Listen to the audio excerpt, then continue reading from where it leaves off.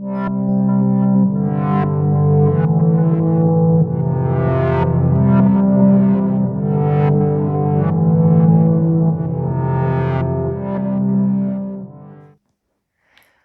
tout le monde, j'espère que vous allez bien. Je suis heureuse de vous retrouver à l'occasion de cette petite capsule vidéo. Je viens vous parler de l'énergie qui se profile pour nous tous à l'occasion de ce temps suspendu entre deux lunes, ce temps entre deux éclipses qui se profilent et qui démarre très très prochainement, c'est-à-dire le 30 novembre, avec une pleine lune en Gémeaux qui sera éclipsée. Et ce passage s'achève au moment du 14 décembre avec une nouvelle lune en Sagittaire qui, elle, bien, verra une éclipse de soleil que nous ne verrons pas, nous, ici en Europe, mais qui sera observable à divers points du globe. C'est une période un petit peu spéciale, un temps entre les temps, dans une année qui marque vraiment la fin d'une année qui a été bouleversante à plein de niveaux, qui a vu de grands changements, aussi bien intérieurs que dans nos fonctionnements, à l'extérieur de nous, hein. Une année qui a été difficile moralement, parfois financièrement, parfois aussi sur le plan de la santé, hein, puisque la santé a été largement mise sur le devant de la scène depuis le début de l'année, hein. C'était toute la thématique avec cette année 2020 sous l'harmonique du lotus, hein. Le lotus, c'est bien la purification, c'est bien tous les sujets liés à la santé, mais aussi aux racines, à tout ce qui remonte.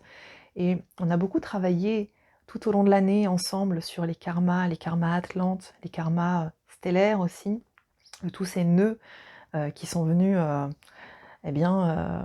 qui sont remontés à la surface justement. Et on arrive là dans cette période qui ouvre l'année 2021, comme si nous allions franchir une porte. Et pour franchir cette porte, c'est comme essayer de passer par le chat d'une aiguille. C'est indispensable d'être libéré d'un certain nombre de fardeaux, d'un certain nombre de mémoires qui nous encombrent, libéré également de tout ce qui n'est pas essentiel, de tout ce qui n'est pas indispensable, hein, toutes ces fioritures, toutes ces charges que l'on porte, parfois à notre insu, et qui pèsent, et qui occupent tellement d'espace, et qui nous empêchent de prendre notre propre dimension, notre propre envergure, notre propre espace, notre propre place. Alors, il y a un allègement énergétique, hein. Il suffit de regarder la fréquence de Schumann, on se rend bien compte qu'après s'être agité depuis un certain temps dans tous les sens, avec des variations de fréquences très, très intenses, là, depuis quelques jours, quelques semaines, c'est plutôt le calme plat. Et on sent hein, qu'il y a des choses qui se posent en nous, qui se posent aussi à l'extérieur de nous, même si on ne l'a pas toujours conscientisé, parce qu'on est toujours un petit peu dans les méandres de notre quotidien, de ce que nous vivons dans notre petit théâtre intérieur, relationnel. Et puis ce deuxième confinement, qui a été quand même qui a été beaucoup moins bien vécu pour beaucoup d'entre vous que le premier. Il y a un allègement et pour autant, la situation, bien que très lumineuse, n'est pas plus aisée pour autant. La raison, elle est très simple, c'est qu'on est vraiment sur une phase de transition entre deux énergies distinctes, hein, l'énergie de 2020 et l'énergie de 2021, qui est une énergie vraiment qui va placer au centre de nos thématiques, de nos problématiques, qui va placer le déséquilibre, nous mettre en évidence tout ce qui n'est pas à l'équilibre dans nos vies, tout ce qui n'est pas à l'équilibre à l'intérieur de nous, et tout ce qui est de l'ordre de l'équilibre factice ou instable, et qui a vraiment besoin d'être bousculé pour pouvoir réinstaurer des bases des fondements plus solides derrière. On vient petit mémento sur ce qu'on vient de traverser. J'avais parlé dans la dernière vidéo qu'on avait eu récemment là le portail du Phénix, qui était un très très beau portail aux alentours du 11 novembre. Et cette thématique du phénix, elle est vraiment très centrale, là maintenant, dans cette période charnière, hein, où on s'apprête à muer, on s'apprête à changer de peau, à changer peut-être pour certains d'existence. Il va y avoir beaucoup, beaucoup de déménagements, de changements de situation, oui, des changements de lieu de vie, changements de profession, changements de partenaire, au cours de cette année 2021 et de la période là qui arrive.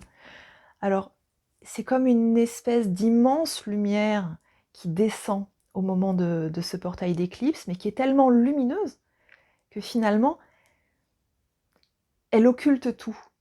Je la vois vraiment comme un anneau très lumineux, comme un anneau de feu, qui ne permet pas de voir à travers. Cette lumière qui est là, elle ne permet pas de voir à travers. Et effectivement, il y a énormément de situations qu'on ne peut pas prévoir, dont on ne peut pas prévoir l'issue. Ce passage entre les deux éclipses, c'est ce que l'on appelle un sas. Le sas, c'est l'endroit où une porte se ferme et une autre s'ouvre. Un peu comme quand vous allez à la banque et que, par mesure de sécurité, on vous fait franchir une première porte. Vous devez attendre de valider qu'elle se ferme et de valider à la caméra ou je ne sais quoi, appuyer sur un autre bouton et ouvrir la seconde. Et ben c'est ça qu'on va vivre là. Alors, pour certains, ça va être quelque chose de très confortable parce que c'est justement l'apaisement. C'est vraiment le moment où on souffle. On souffle, il ne se passe pas grand-chose. Ça va pas forcément être une période de grosse action. C'est pas le bon moment d'ailleurs pour lancer des grosses actions. Même prendre des grosses décisions. C'est vraiment un temps où, voilà, on pose, on observe ce qui est en présence, on laisse venir à soi. Pour d'autres personnes, ça va être un moment extrêmement inconfortable, justement, parce que on ne connaît pas l'issue. On sent bien qu'il y a des choses qui se positionnent, qui se repositionnent. Parfois, l'énergie a été dans un certain sens, et là, on sent qu'elle peut aller dans un sens opposé, ou poursuivre son chemin. Et finalement, on ne sait pas très très bien, là, ce qu'il va y avoir derrière. Donc cette notion d'incertitude, effectivement, pour nous, petits humains, c'est quelque chose de très compliqué. On aime tellement tout contrôler, tout maîtriser, savoir à l'avance. On aime bien regarder le menu au restaurant pour savoir ce qu'on va manger. On aime bien regarder le programme télé pour savoir ce qu'on va regarder. Aujourd'hui, demain, après-demain. Alors je dis ça, peut-être que vous n'êtes pas concernés, mais il y a beaucoup de gens qui aiment ça. Ils aiment prévoir. Combien de personnes posent leurs vacances 6 mois, 9 mois, voire parfois 1 an avant. Puis il y en a d'autres pour qui les vacances, elles se posent quand elles se posent. Donc c'est vraiment un temps qui est pas qui va pas être évident un peu. En fait, l'image qui est associée pour moi à ça, c'est un petit peu comme lorsque on va passer un scanner et qu'on se retrouve là dans ce tunnel et qu'il y a cette espèce de machine là qui nous passe là tout le long du corps et puis déjà on attend le résultat et puis on sait pas trop combien de temps ça va durer. Bon, il y a des gens qui supportent pas ça. Il y a le côté parfois un peu claustrophobe. Donc pour certains ça va être léger et pour d'autres ça va être assez oppressant en fait, parce qu'il y a cette attente qui est là. Et c'est le moment en fait, justement, d'observer un petit peu ce qui se passe tout autour de nous, avec curiosité, mais sans forcément jugeant, sans forcément de jugement, sans forcément prendre parti, juste observer, voir un peu, sentir, renifler un petit peu ce qui se passe. C'est également le bon moment également pour aller observer très en profondeur, mettre de la lumière sur des sujets qui sont très profonds, qui nous pourrissent l'existence depuis longtemps aussi, d'aller traiter certaines choses. Au cours de cette période, on va jouer un jeu dangereux. En tout cas, certains vont être appelés mais ne vont pas forcément y aller, et d'autres vont clairement y aller. C'est ce que l'on appelle le jeu de la transgression. On questionne beaucoup en ce moment cette notion de liberté, liberté de mouvement, liberté d'être, même aussi liberté d'expression, liberté de penser. Et à quel moment est-ce qu'on rentre dans la transgression quand on prend sa liberté? Qu'est-ce qu'on va dépasser comme limite? Qu'est-ce qu'on va franchir comme barrière? Quels sont les interdits que l'on va choisir de ne pas respecter? Quels sont les tabous que nous allons lever? Cette période de transgression, eh bien, elle va nous inviter à aller jouer avec certains de nos côtés sombres, des côtés que nous n'avons pas forcément travaillés, des côtés que nous ignorons parfois, et des côtés, par contre, avec lesquels nous avons parfaitement fait la paix. Nous savons qu'ils sont là, et cette fois, en fait, nous allons peut-être décider d'aller les explorer. Comme l'ermite avec sa lampe qui va choisir peut-être de descendre à la cave pour aller regarder ça.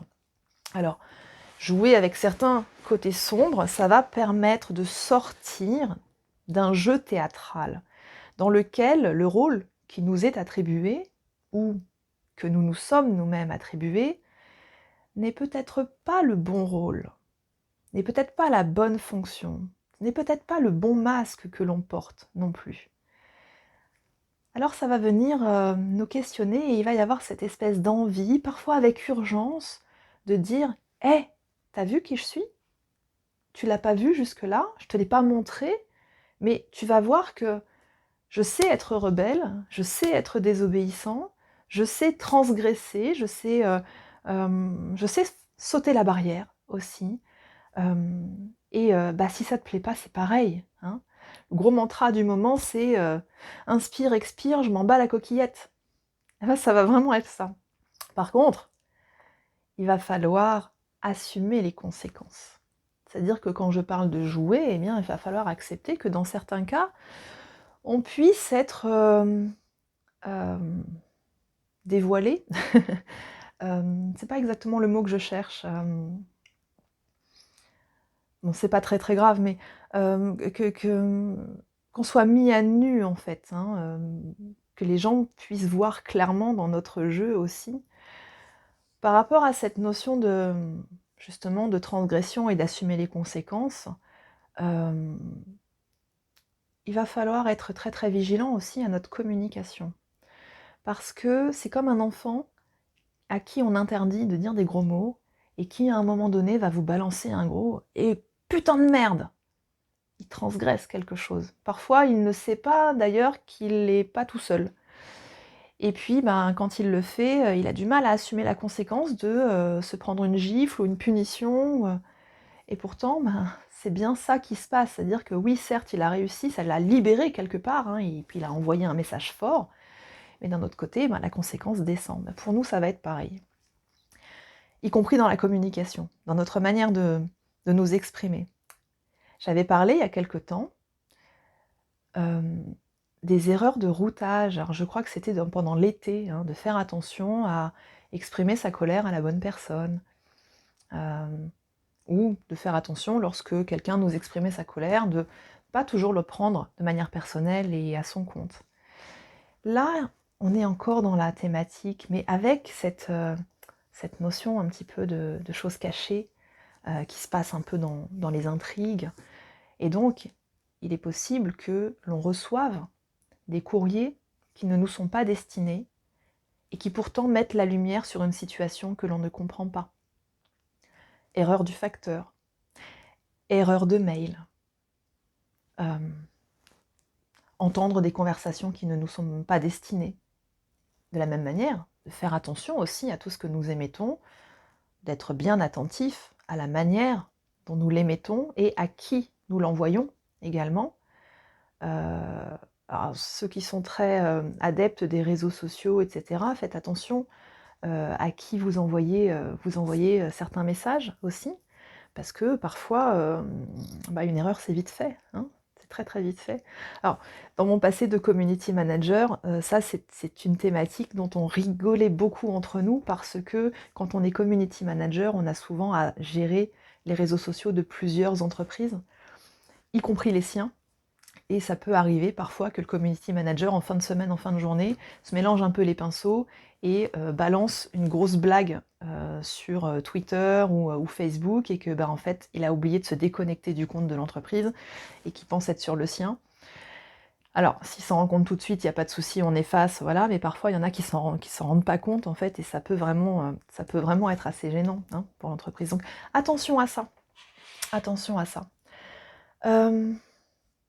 Cette transgression, elle est hyper positive parce qu'elle va nous amener à aller au-devant et au-delà de la peur. Parce qu'il y a vraiment une chose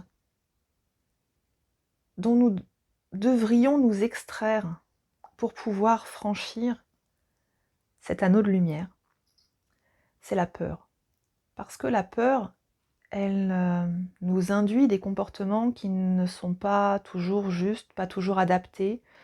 Cette peur, elle génère chez nous de la colère, elle génère chez nous aussi des prises de position parfois rigides. Elle peut générer également bien des inconforts et des douleurs, et parfois même nous immobiliser littéralement, nous sidérer. La peur, c'est souvent ce que l'on oppose à l'amour. Alors, je pense qu'il y a plus de variations que cette simple opposition peur et amour, mais c'est beaucoup plus simple d'utiliser cette posture-là, cet axe-là, que d'évoquer toutes les variations. Mais c'est comme si, vraiment, si on veut avancer sur son chemin de lumière, être libre, affranchi, sage, grandir, réussir, eh bien, ça nous demande de l'audace, ça nous demande du courage, ça nous demande de l'engagement, ça nous demande de la joie, du dynamisme, de la curiosité, des paillettes, hein, j'appelle ça des paillettes, dans les yeux, dans le cœur, dans le deuxième chakra.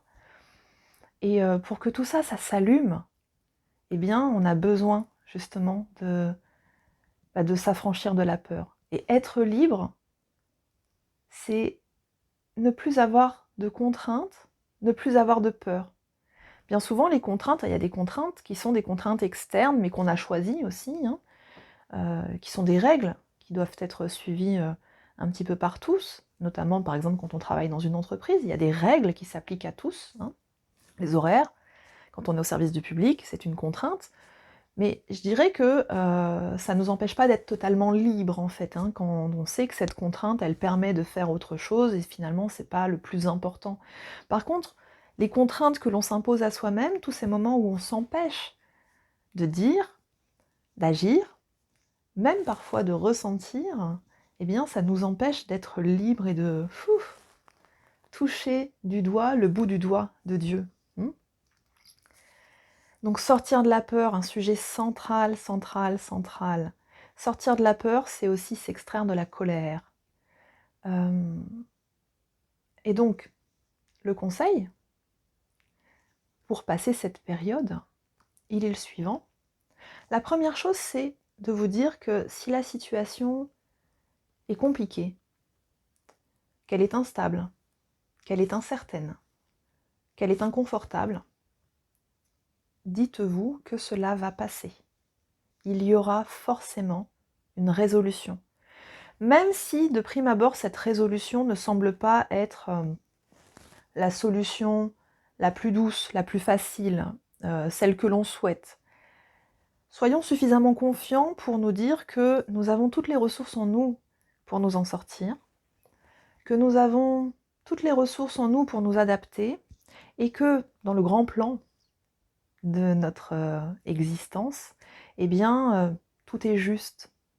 On ne le voit pas toujours de prime abord, mais au final, ça permet d'inviter encore plus de lumière derrière. Donc la première chose, ça va passer.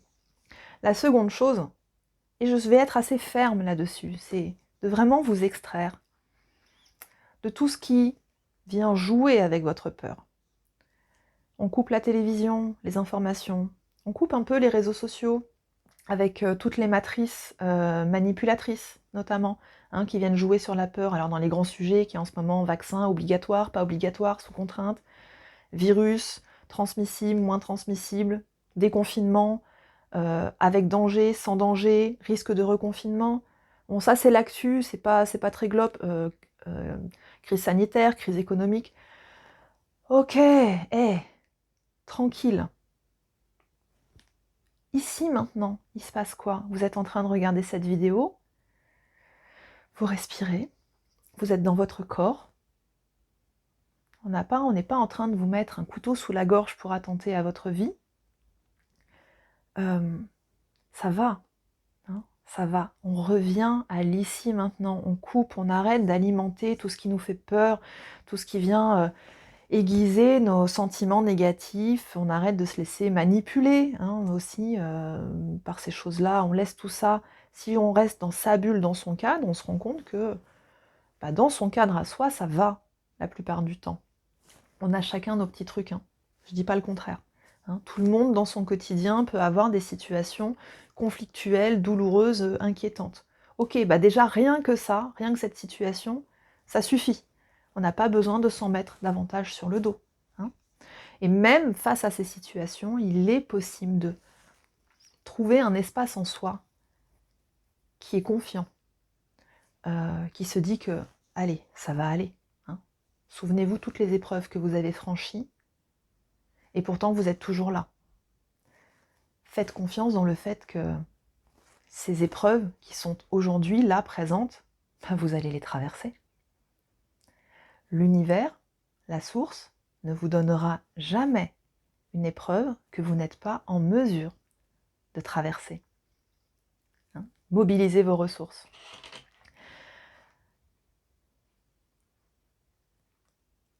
Donc, on reste ici, maintenant, connecté, en pleine conscience.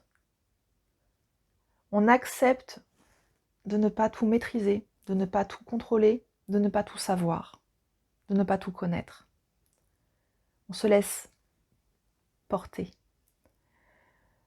On prend soin de sa lumière intérieure. Quand je dis prendre soin de sa lumière intérieure, c'est chaque jour inviter une routine positive pour soi-même.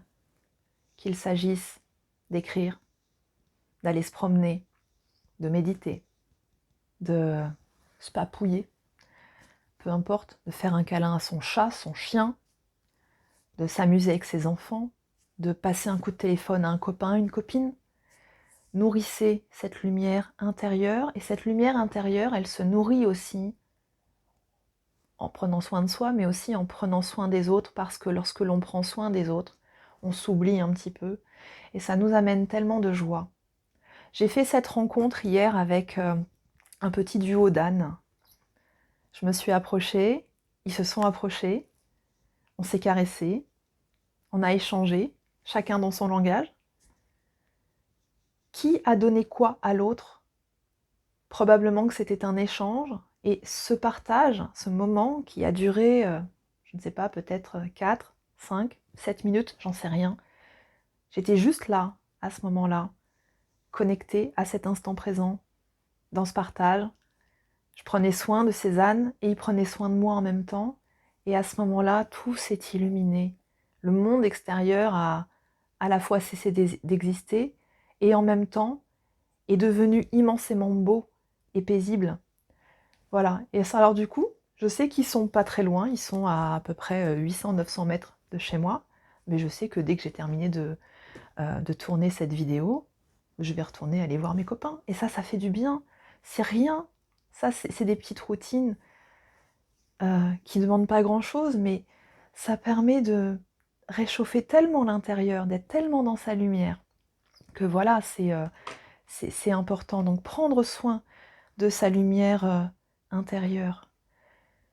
Parlons de la lumière, justement. On va se diriger très prochainement vers la fête des Lumières au mois de décembre. Je crois que c'est le 8 décembre. Et puis, bien sûr, on s'approche progressivement du portail de Yule, le solstice d'hiver, qui est une fête de lumière également. La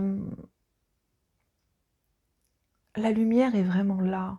Elle est là, elle vient d'en haut, elle vient d'en bas. Elle est vraiment partout.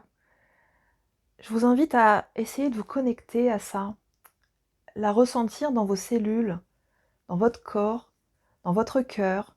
Même quand vous fermez les yeux, vous allez vous rendre compte parfois que la lumière est là, comme lorsque l'on tend son visage vers le soleil, même les yeux fermés, on sent et on voit, on perçoit même les variations de lumière, les nuages qui passent. Moi, ça m'arrive très fréquemment en pleine nuit, hein, d'être réveillée comme ça avec l'impression que on a allumé un grand soleil. Alors ça, c'est la connexion à la source, hein, c'est l'énergie, c'est voilà. Et cette lumière, elle est illimitée, disponible pour tout le monde. Et là, particulièrement les particules, c'est très juste comme formulation. Les particules solaires viennent nous nourrir. On en a tellement besoin. Alors, bien sûr qu'au niveau de la biologie, ça s'explique, hein, on rentre dans l'hiver, donc on a besoin du soleil, mais c'est au-delà de ça. Ça va beaucoup plus loin que ça. Cette lumière qui descend pour tous, il y a des gens qui sont préparés à ça depuis des années, qui sont sur le chemin, qui l'attendent. N'ayez pas peur de louper le coche d'ailleurs, hein, que vous le conscientisez ou pas, que vous receviez des messages ou pas, peu importe, elle descend de la même manière pour tout le monde, il n'y a pas de souci. Peut-être vous en retirerez les bénéfices plus tard. Il y a des gens quand même que ça va déranger très profondément, notamment toutes ces personnes qui ne se sont pas encore mises en chemin. Certaines vont faire comme les papillons de nuit et vont aller se brûler. D'autres vont carrément tourner le dos à la lumière. Mais c'est leur choix. On n'a pas à juger ça, c'est qu'elles ne sont pas prêtes, ou que ça ne fait pas partie de leur chemin non plus. Chacun le sien. Ce qui est sûr, c'est que cette lumière qui descend, elle vient éclairer. C'est logique, parlant de la lumière. Mais elle vient éclairer des situations. Elle vient nous éclairer à propos de nous-mêmes. Et surtout, elle vient éclairer tellement de choses par rapport à notre mission de vie. Notre ou nos missions de vie.